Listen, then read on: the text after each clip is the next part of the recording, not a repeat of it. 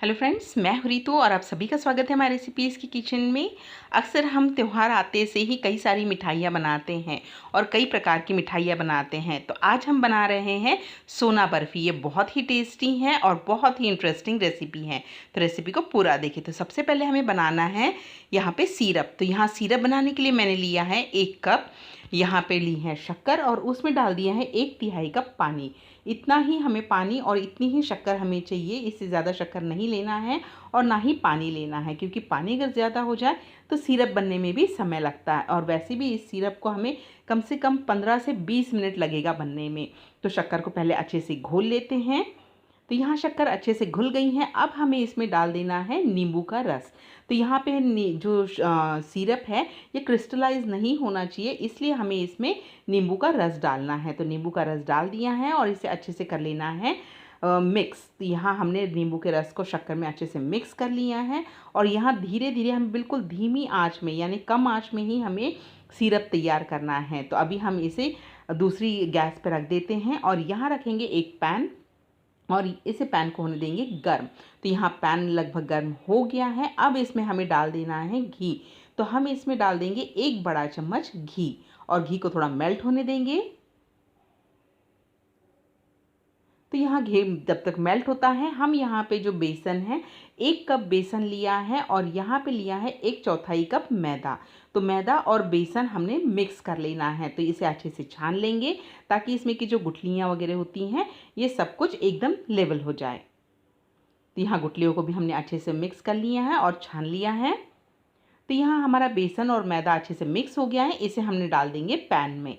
घी भी अच्छे से मेल्ट हो गया था और इसे अभी बिल्कुल धीमी आंच में हमें करीब करीब 15 से 20 मिनट तक के अच्छे से सेक लेना है, ताकि जो बेसन और मैदे का कच्चापन है ये अच्छे से निकल जाए। तो इसे हमने अच्छे से मिक्स कर लिया है और इसमें जो गुठलियाँ पड़ती हैं उसे भी लगातार हमें मिक्स करना है। तो ये अच्छे से रोस्ट हो गया है। तो यहाँ हमने एक पैन लिया है और इसे कर लेंगे हम ग्रीस। तो मैं इसे घी से ग्रीस कर रही हूँ, क्योंकि घी जो होता है ये कोई भी चीज़ को अच्छे से सॉफ्ट सा रखता है, इसलिए घी से हमने इसे ग्रीस कर लिया है। और अभी जो हमने सिरप तैयार कर लिया था अच्छे से, यहाँ आप देख सकते हैं सिरप का बहुत अच्छे से कलर चेंज हो गया है।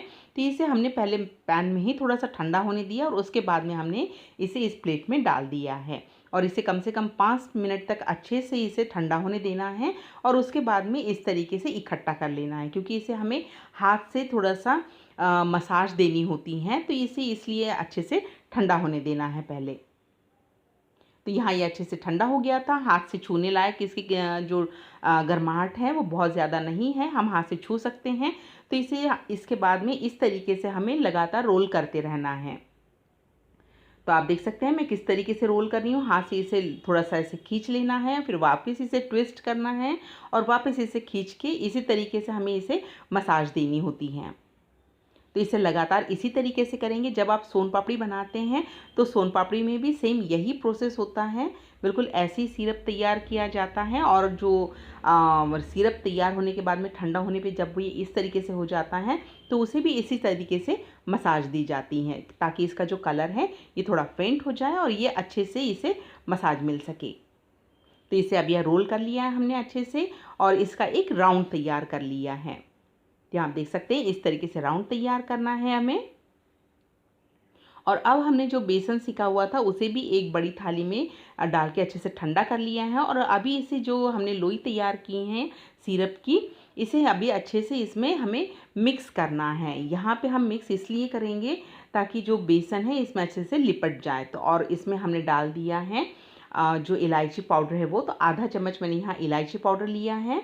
और जैसे जैसे ये थोड़ा सा फैलता है सिरप, जो हमने लोई तैयार की है सिरप की, तो ये वैसे वैसे इसे ट्विस्ट भी करते चलना है, ताकि ये जो है इसमें हम जो लच्छे पड़ना चाहिए वो इसमें आ जाए। तो यहाँ आप देख सकते हैं काफ़ी सारे लच्छे इसमें आ गए हैं। तो बेसन को इसमें लगातार हमें मिक्स करते रहना है। बस हाथ से इस तरीके से फैलाते जाएंगे ताकि बेसन इसमें अच्छे से चिपकती जाए।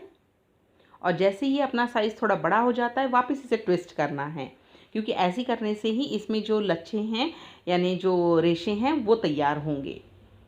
तो आप देख सकते हैं मैं किस तरीके से कर रही हूँ। तो सोन पापड़ी में भी सेम यही प्रोसेस होता है।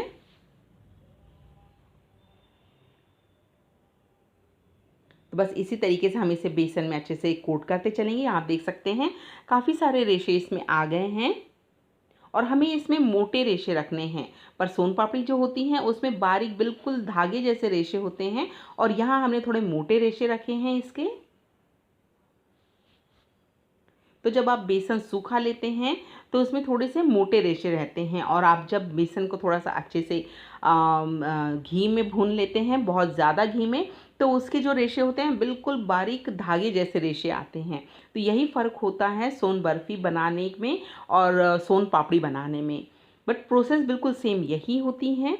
तो यहाँ बेसन बहुत अच्छे से इसमें कोट हो चुका है। यहाँ आप देख सकते हैं बहुत अच्छे से हमारे जो रेशे हैं ये मोटे जिस तरीके से हमें चाहिए थे उस तरीके से आ गए हैं। तो अभी इसे तोड़ लेना है। तो यहाँ आप देख सकते हैं मैंने इसे तोड़ लिया है और पूरे रेशे आप बहुत अच्छे से जो है बिल्कुल आ गए हैं इसमें। तो अभी हमने लिया है एक साँचा। आप कोई भी आकार का साँचा ले सकते हैं और उसे इसमें जो हमने लच्छे तोड़ के रखे हैं उसे इसमें फिल करना है, हाथ से प्रेस करना है और प्रेस करने के बाद में आप मनचाहे तरीके से इसे गार्निश कर सकते हैं। चाहे तो आप इसे सिल्वर वर्क से कर सकते हैं या तो इसे ड्राई फ्रूट से भी गार्निश कर सकते हैं। तो मैं इसे ड्राई फ्रूट से गार्निश कर रही हूँ। तो मैंने पिस्ता और बादाम इसमें गार्निशिंग के लिए लिया है और इसे भी अच्छे से प्रेस कर लेंगे और बिल्कुल बनके रेडी है हमारी सोन बर्फ़ी। तो आपको मेरी ये रेसिपी कैसे लगी मुझे कमेंट बॉक्स में ज़रूर बताएं। रेसिपी पसंद आने पे लाइक का बटन प्रेस करना ना भूलें और भी नई रेसिपीज़ के लिए चैनल को सब्सक्राइब ज़रूर करें और साथ में नोटिफिकेशन की बेल प्रेस करना बिल्कुल ना भूलें। Thank you for watching.